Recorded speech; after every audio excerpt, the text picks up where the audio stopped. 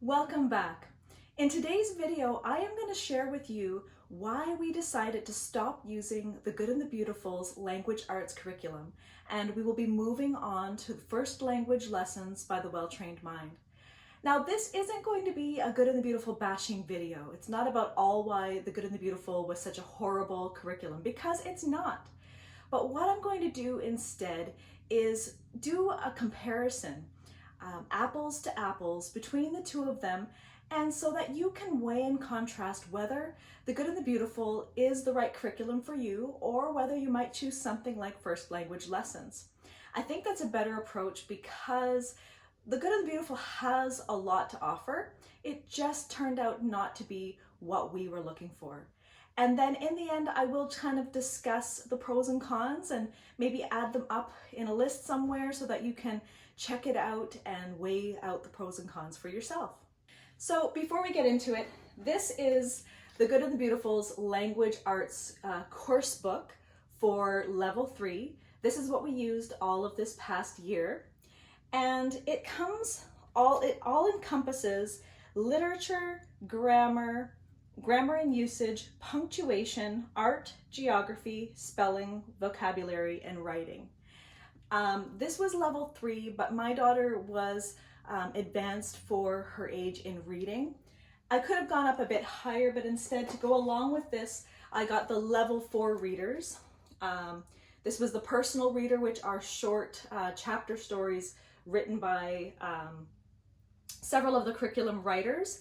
And then this are world biographies. They're different biographies throughout history of, let's see here, Eric Liddell, Jesse Owens, Claire Marie Hodges, and different people in history that they kind of highlight. And we did enjoy reading these. So I bought these along rather than the readers that came with this book for level 3. That's what that looks like, and that was our entire curriculum for the year.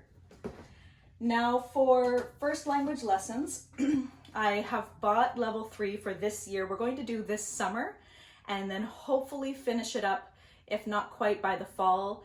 We will then start level 4. But it's a very rigorous curriculum, and so we couldn't just skip it and move on to level 4. She would have missed out on some pretty important aspects of grammar and sentence structure. So this is the teacher's guide, and I'm going to do a flip through at the end so that you can take a look at both curriculums, one after the other. This is what a general lesson looks like, and it's a scripted lesson. So while I'm reading my script from my book, the student will follow along in their workbook, and they will fill in the questions that I ask them in their workbook pages. So first language lessons is primarily grammar, sentence structure, so it does include writing, grammar, punctuation. So that is the primary meat and bones of it, as well as poetry memorization and narration, which I may explain in another video further what narration is if you've never heard of it. But that is all what's included in here, and it is a very rigorous, fulsome grammar course. So again, in just comparing apples to apples, language arts and literature from the Good and the Beautiful covers literature, grammar, punctuation, art, geography, spelling, vocabulary, and writing. It has, I believe, 120 lessons. Yes, 120 lessons. And each lesson is somewhat, can be somewhat long because each lesson does try to cover a variety of things. Let's just look at lesson 1. So lesson 1, maybe lesson 1 wasn't, it has spelling. And then it's going to look at art, this art study. And then it's going to do some independent practice with grammar, talking about homophones. And then it's going to have some vocabulary words. And then it has poetry memorization. And then at the end, it'll ask the student to read 20 minutes from their reader. So 120 lessons, and each lesson is somewhat long because it's covering so many subjects. Now, not every lesson covers all the subjects, but in general, you are covering 3 to 4 different subjects in one lesson, and it always ends with reading with 20 minutes. Now, of course, everything can be flexible. You can tailor it to, meet the needs of your student. If 20 minutes is too long, or they like to read for an hour, or they read at bedtime and not, during the homeschool hours, it's completely up to you. It also will have copy work. There's different geography, the map work, and things like that. So I would say it's probably could be for some students a 20 to 30 minute lesson. And that is 120 lessons of that length. Now, if we look at so that's covering all the subjects, however. So first language lessons is just covering the grammar and sentence structure. We do also do a separate spelling curriculum, and I also do a separate writing course as well that further deepens Olivia's writing technique and things like that. So I do combine it with other. You don't have to. First language lessons does a lot of writing and includes literature and narration and things like that. So you could just do this by itself plus spelling. Now, just to add on that, which is kind of an off topic, a lot of people don't do formal spelling curriculums when your child is reading. They believe that once they're reading, they don't really need to be tested so much on spelling words and spelling rules. They just learn how to spell through reading. So first language, the Well-Trained Mind doesn't have a spelling curriculum. They do recommend spelling curriculums if that is a route that you want to take. But you could just use this as an all-encompassing grammar course, language arts course, and not have to do multiple books. But in our homeschool, we choose to do different multiple books as well. So if you would add it all up, where I say that The Good and the Beautiful ends up being about 30 minutes, our language arts, including spelling and writing and first language lessons, might probably add up to 30 minutes as well. But if you just wanted to use this as a curriculum, so first language lessons has a total of, this year, has a total of 89 lessons. And each lesson is relatively short. So for example, here is lesson 2. It's scripted. It is, you just read through this script, and it takes us no more than, I would say 10 minutes at the most, but really, to be honest, it takes us about 5 minutes. There are parts where there's poetry memorization, and so if you follow their instructions on how to memorize poetry, where I'm reading it to them 3 times, we're reading it together 3 times, the student is then trying it out one stanza on their own 3 times. Of course, that takes time, and so that might extend the course itself a little bit longer. But each lesson, I would say at the most, takes 10 minutes. Olivia and I can honestly get through it in 5 minutes. So it's shorter. There are less lessons to get through. So for me, just by comparing apples to apples, I would give that check mark to the Well-Trained Mind first language lessons versus the Good and the Beautiful's language arts curriculum. The next part that I would kind of do as a comparison is the course itself. How in depth does the course go? Now, of course, we are talking about level 3. So without comparing what each of our students' levels and abilities would be like, this course is a much shallower course than first language lessons. Because each lesson tries to cover a variety of things, and as I've said, 3 to 5 different topics crammed together in one lesson, it tends to be a general overview of grammar, of art, of spelling, of geography. Quite honestly, in terms of geography, if geography was, something that was important to you, I would definitely take an outside geography course, because just off the top of my head, and I could be way off, I believe in this whole book we might have learned about, and I'm just gonna take a wild stab, maybe 6 different countries throughout the whole thing. So it was a very brief, it was a one lesson. They might talk about Denmark. A few weeks later, they might then talk about Germany, things like that. So it wasn't, I would say it also didn't have a rhyme or reason over which country they picked.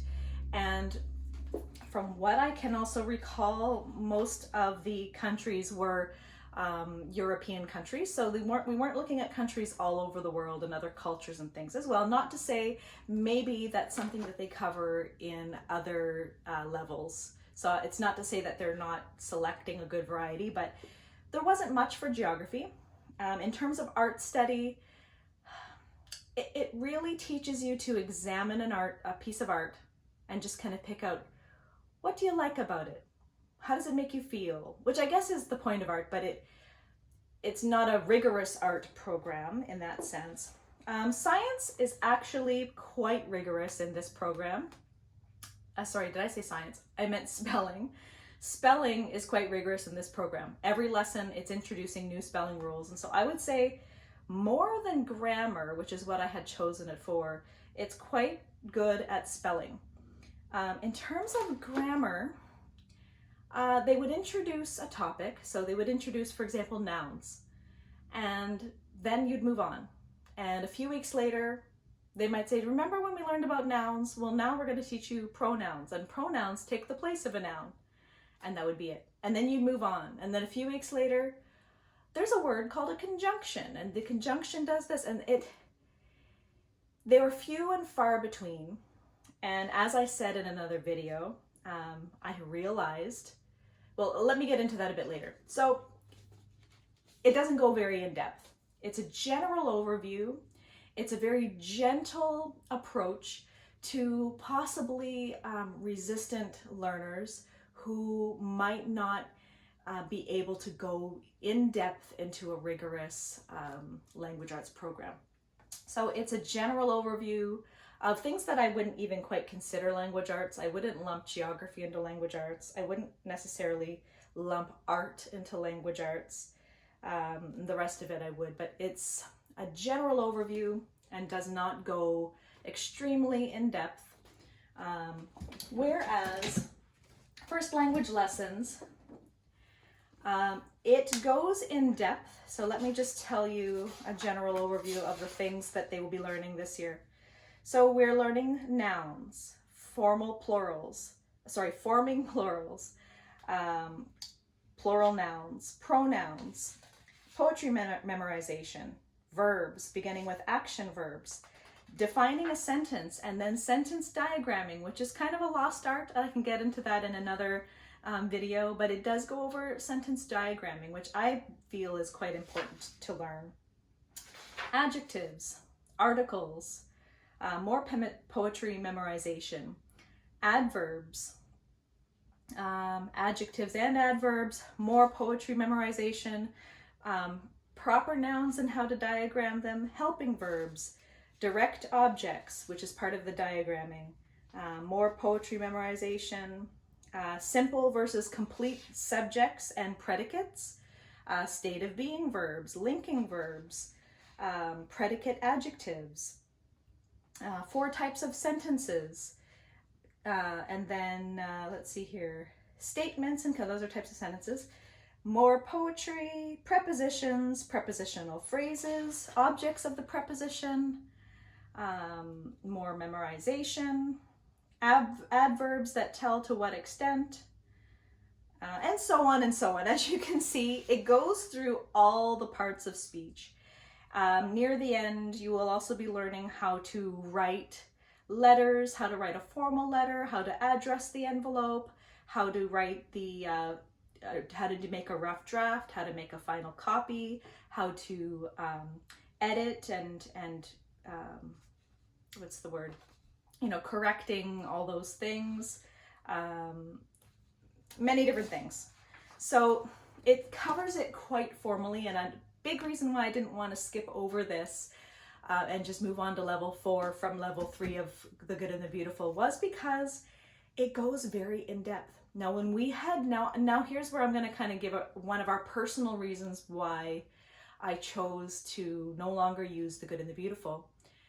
For my 9-year-old who is going into grade 4, when we did first language lessons level 2, when she was in grade 2, she knew all of these parts of speech and sentence structure backwards and forwards. She had them memorized verbatim and understood them perfectly. And then of course we started the good and the beautiful, and it went back to the very basics. It really only introduced maybe 4 to 5 of the things that are covered in this book, and it was few and far between, and she had lost everything that she had learned from grade 2. And I thought, wow, Olivia, you haven't really learned much this year. And I kind of flipped through the good and the beautiful to kind of, why is it that you haven't really learned a whole lot? You're not really recalling, like, what exactly did you learn? And I realized as I went through, it was so general and didn't go in deep. And the way that First Language Lessons teaches, which is another thing that I want to point out about this. Now, we moved away from it for this reason, but not because we hated it, but because I just felt like, oh, well, maybe it's a little dry. But moms and dads, it works. So the basis of learning that Jessie Weiss and Sarah Buffington have designed is, which works in the grammar stages of children, is repetition, repetition, repetition, repetition. That's how we memorize. That's how this information sinks in. And the more each lesson we repeat, okay, a noun is the name of a person, place, thing, or idea. The noun is the name of a person, place, thing, or idea. Each week we review that, then we're adding a pronoun, then we're adding a verb, then we're adding the definition of an adjective and an adverb. And we're adding on and on and on to that without forgetting what we previously learned, and it all sticks. I tested Olivia at the end of grade 2, where the test was where she verbally had to tell me, okay, tell me the definition of a noun, pronoun. She knew it all. And so she had lost that. And so even though there's no color, it's black and white, it's a lot of repetition, it was well worth it. It works. So if you're feeling like whatever you're doing is making you feel stuck and your child is not really learning anything, I would try this out. So another thing too is, you might say, well, do we really need to know all these definitions? Do we really have to have them memorized? But I would say, without a strong foundation undergirding your child's reading, writing, and even putting together oral sentences, without having that foundation, your child is going to really struggle. It really has helped my daughter learn how to write well, and she has really blossomed in the past couple of years by doing a more rigorous grammar program. So I don't know that I have more to say about the comparison.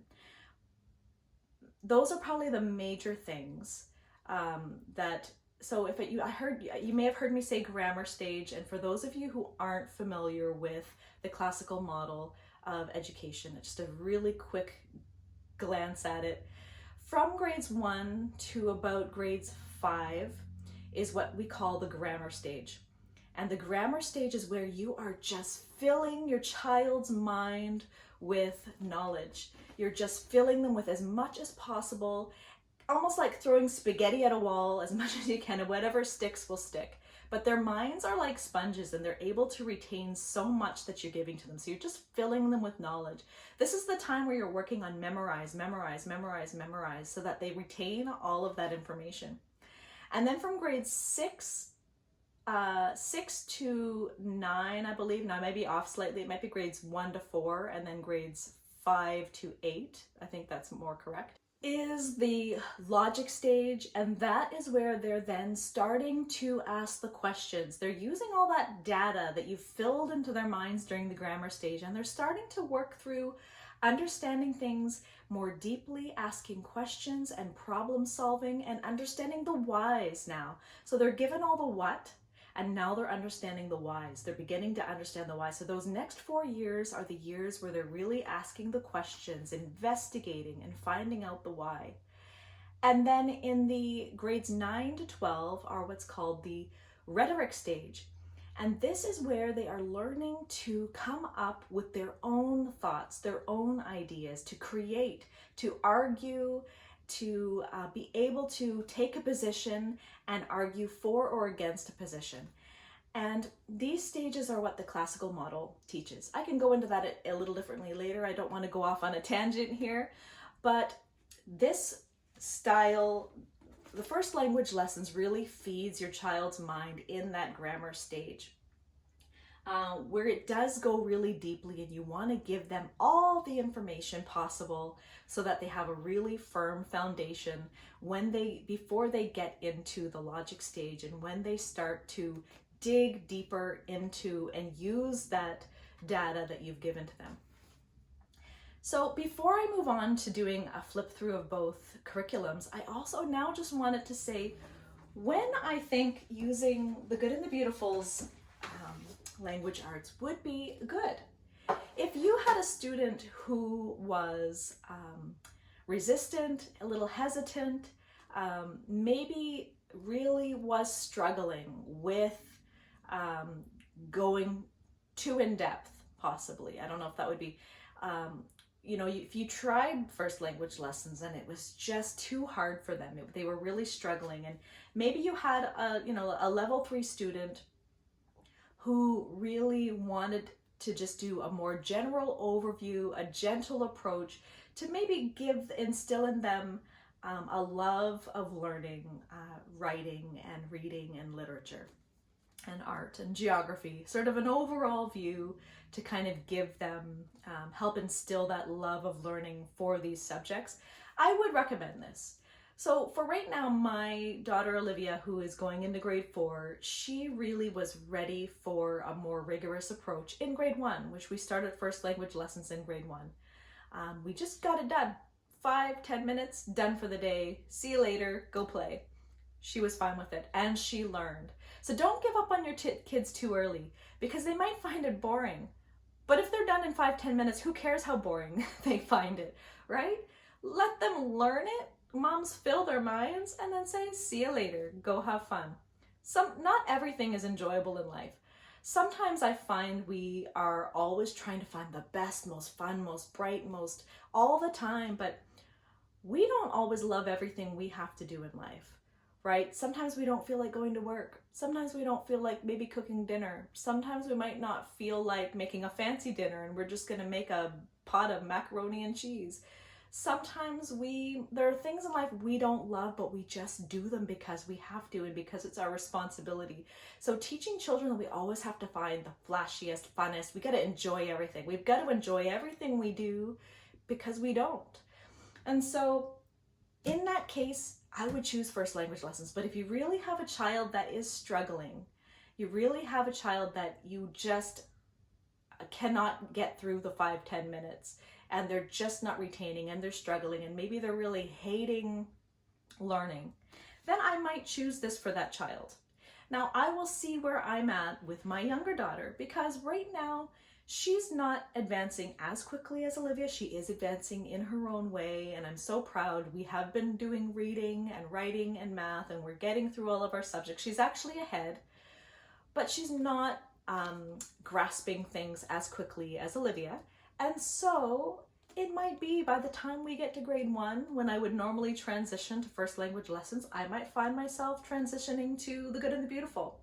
So I'm not against it by any means. It really depends on your student. I will try first language lessons with her, but I might have the backup ready to go just in case. But don't give up on your kids because they're just not liking it. Because I think it's really important to teach our kids that we won't always like everything in life, and we just have to do it. We just have to get it done, and then we can go off and do the things we love and enjoy. So now let me get to the flip through. I'll let you take a look at both of them and see for yourself what you think. I will just put up a quick list at the end. Maybe I'll do a little slide to show you the comparison. You can take a screenshot of it and save it for later for when you are going through your curriculum picks for the upcoming years.